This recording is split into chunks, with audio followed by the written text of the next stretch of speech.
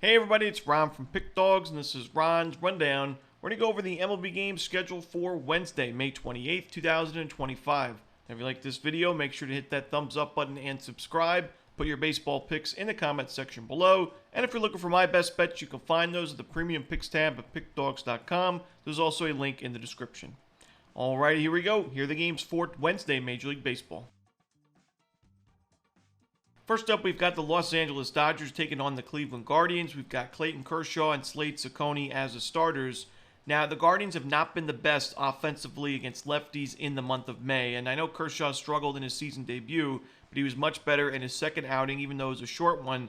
And against the Cleveland team, it's got a 576 team OPS and even a pretty steep 24% strikeout rate. Guardians not really known for striking out too much in the last few years, but they have struggled against left-handed pitching there. And Kershaw against the current Guardians lineup in about 40 plate appearances, a 28% strikeout rate, and a 188 xWOBA. So great numbers for Kershaw. Then you look at Cecconi, who's pitched really well in his first two games of the season, but faced much weaker lineups. And now you're facing the Dodgers, who, the Dodgers' current lineup has seen him about 30 plate appearances, really low strikeout rate, xWOBA at 536, expected slugging percentage at 824. Granted, I think Cecconi's off to a much better start this year than he has been in years prior at the Major League level, but I still think that the Dodgers can get to him for a few runs and win this game on the road on the money line. Next up, we have the San Francisco Giants taking on the Detroit Tigers. Landon Roop and Jackson Jobe are the projected starters. It's been a great month of May for Landon Roop. 22 innings with a 1.64 ERA, only 14 strikeouts, but I like the fact that his ground ball rate right around 50%. The control's been good, and I think that he pitches well in this game at Comerica. I also think that Jackson Jobe can put together a solid outing. I think both these bullpens are solid as well. Give me the under in San Francisco, Detroit. Next up, we got the Boston Red Sox taking on the Milwaukee Brewers. Brian Bello and Freddie Peralta are the starters. Now, Bello really was able to work out of trouble in his last start against the Orioles. He had great strikeout numbers in that one, but still gave up 6 base hits and a walk in just 4 innings of work. The pitch count went way up early in that outing. And, we've seen him give up a lot of base runners so far. The whip is at 1.7. I mentioned the expected numbers aren't really on his side. The expected ERA is rather steep. And we know the Red Sox have not been playing the best baseball as of late. Freddie Peralta is a great option on the other side for Milwaukee. I just think it's a tough spot for Boston. I think Peralta can go, 5-6 strong innings. The Brewers' bullpen's been inconsistent, but I think it'll be good enough. I think the Brewers will have a solid day at the dish against Brian Bello. So give me the Brewers in this one on the money line at home. Next up, we got the Minnesota Twins and the Tampa Bay Rays. We got Drew Rasmussen and Pablo Lopez as the starters. Two great starting pitching options with sub-3 ERAs on the season. For me, the difference maker, I trust the Twins lineup and bullpen a little bit more. Lopez, I would be a little bit more worried about his outing here if he had pitched the way he did, last year and even, years prior, where the home run ball was a big problem. But so far this season, the home run ball has not been an issue for Lopez. 50 and 2/3 innings, 54 strikeouts, only 3 home runs given up, and just 1 home run his last 5 starts combined. He's been great in the month of May. The Twins have won all of his starts in May, and I just think that the Twins take this game as well in a low-scoring affair. So give me Minnesota on the money line in this one. Next up, we got the Athletics and the Astros. We got Luis Severino and Lance McCullers Jr. as the starters. Now, McCullers Jr., we mentioned that, in his first season, his first few starts since the 2022 campaign, it's expected to see him struggle a little bit with his control. We've seen 3+ walks in 3 of his first 4 outings, and even last game where he went 4 1/3 innings of 8 strikeout baseball, he gave up a home run, 3 walks, and 2 earned runs to go with it. And even before his long-term injury, McCullers always had an issue with the walks at times.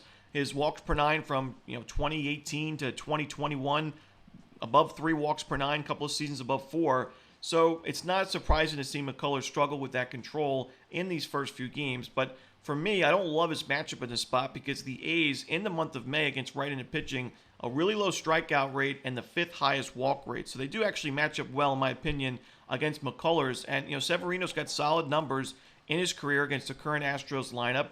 He's been better on the road this season. I'm going to roll with the A's in this one at a pretty solid price on the money line on the road.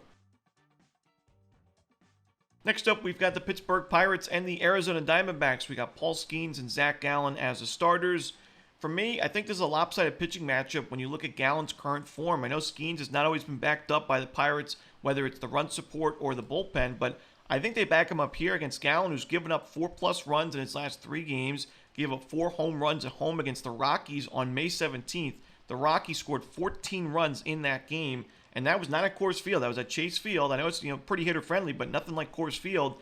And the Rockies have been the worst offense in baseball this year, so to see Gallen struggle that much, I just can't get there with the Diamondbacks, especially at this kind of price. To me, it's a bargain to get Paul Skeens at this price like it was in his last start against the Brewers, where, depending on the book, you may have been able to get the Pirates as an underdog in that game. Now, I know they needed extra innings, and he was in line for either a no decision or a loss, but he's only 6 innings of 1 run, 8 strikeout baseball. He's in great form right now. His expected numbers are amazing. The underlying numbers are also incredible. I got to roll the Pirates in this one on the money line on the road. Next up, we've got the Miami Marlins taking on the San Diego Padres. We got Sandy Alcantara and Kyle Hart as the starters. Now, this is a situation where I don't love the fact that Kyle Hart hasn't pitched at the major league level since April 23rd, but I still think it's a good matchup for him because the Marlins in the month of May have been dreadful against lefties. They've got a team OPS sub 500. The strikeout rate and walk rate are fine, and obviously the BABIP is very low. You can mention that they've been a little bit unlucky, but I think, sub 500 OPS and a .031 isolated power against lefties, it's going to be more than bad luck to get you those types of numbers. So I think that this is a good matchup for Hart pitching at Petco against this lineup for him to put together a solid 4 or 5 inning performance and then hand it over to one of the best bullpens in baseball. And then you got Sandy Alcantara on the other side, who's just not been great this season. When I watched his opening day start against the Pirates, he looked like he had great stuff. I mean, I thought it was going to be, I was like, wow, this looks like the old Sandy Alcantara. And that's been the case. You look at his, underlying numbers, not the worst, but he's still giving up a lot of, earned runs, which is the big problem. He's got an ERA above 8, but, base runners, base hits. The Marlins have lost a majority of his starts as of late. Until we see Sandy figure it out, I just can't get there with the Marlins. So give me San Diego in this one on the money line and maybe even the run line. Next up, we got the Atlanta Braves and the Philadelphia Phillies. A.J. Smith-Shawver and Zach Wheeler are the starters. I think this is going to be a pretty sizable win for Philadelphia. We see them as sizable favorites in this game. And when you look at Zach Wheeler, one of the best pitchers in the National League, pitching really well as of late in good form. You got Smith-Shawver on the other side, who we talked about pitching really well so far this season. But the expected numbers weren't really on his side, and we saw him give up 7 earned runs in his last start against the Nationals. Now, you can mention it was a second straight start against the Nationals in the same week. Never easy facing the same lineup in the same week, but I still think that the Phillies are the better lineup, compared to Washington. You're on the road. You're up against Zach Wheeler on the other side. I don't love the spot here for Smith-Shawver or the Braves, so give me Philadelphia in this one, laying those 1.5 runs. Next up, we got the Chicago White Sox taking on the New York Mets. We got Shane Smith and Griffin Canning as the starters. I mentioned we thought originally that Smith was going to go on Tuesday against New York. He's moved to Wednesday. I think he pitches pretty well in this one. I think this is going to be a low-scoring game, a competitive game. I think it's another situation where I'd want to have 1.5 runs with the White Sox on the run line. I think Griffin Canning obviously had a great start to the season. We've talked about how he's fallen behind in counts very often this year. He's been able to battle back in those counts and figure things out. But look at his last start again, even the last 2 starts against the Dodgers and the Yankees. Now, of course, the Dodgers and the Yankees are not the White Sox, but 8 innings combined of 5 walk, 2 home run, 5 earned run baseball. That control's been an issue. Only had 1 strikeout in that last game against the Dodgers. I'm worried about that, and I think that the White Sox can do just enough offensively to keep this game within a run, if not win it outright. So give me Chicago. I lean towards the under, but I think the White Sox on the run line is the much better play. Next up, we got the Cincinnati Reds taking on the Kansas City Royals. We've got Hunter Green and Noah Cameron as the starters.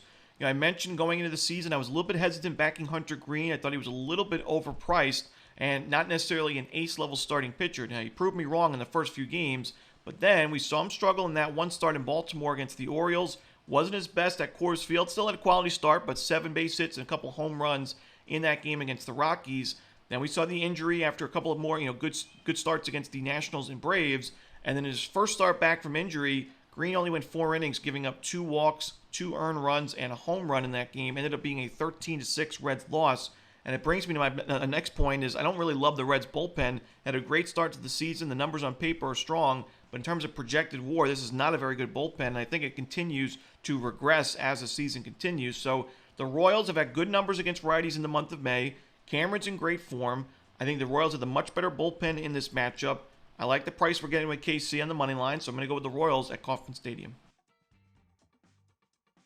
Next up, we got the Rockies and the Cubs. We got Tanner Gordon and Matthew Boyd as the starters.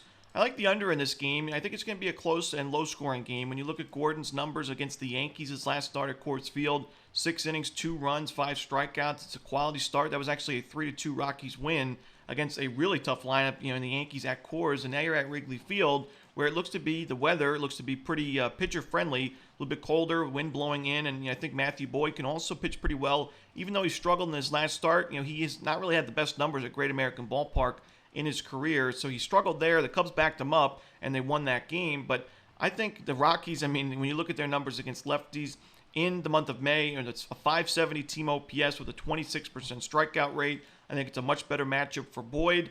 The bullpens are wearing, and maybe it gets a little dicey. I don't really love either of these bullpens, but I think it'll be good enough to keep us under the total in Rockies Cubs.